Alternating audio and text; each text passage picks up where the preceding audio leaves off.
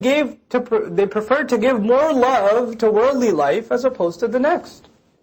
When all of your love and attention was given to worldly life, then you lost all senses of the next. وَأَنَّ اللَّهَ لَا يَهْدِي الْقَوْمَ الْكَافِرِينَ, and that Allah is not, and meaning وَبِأَنَّ اللَّهَ ذَلِكَ بِأَنَّ وَذَلِكَ بِأَنَّ, and that's because Allah does not guide the disbelieving nation. أُولَٰئِكَ الَّذِينَ طَبَعَ اللَّهُ عَلَى قُلُوبِهِمْ وَسَمْعِهِمْ وَأَبْصَارِهِم.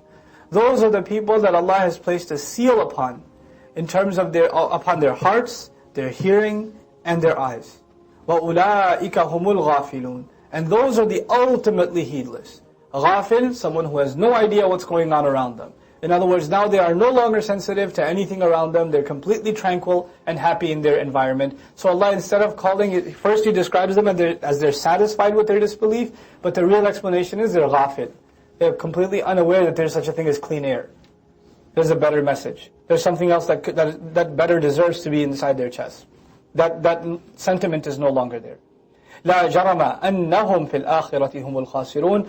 No doubt about it, and also means I swear by Allah. Remember that? La jarama, I've explained to you before. Those are the people that, especially in the afterlife, they're going to be the ones that are al-khasirun, the losers. They're going to be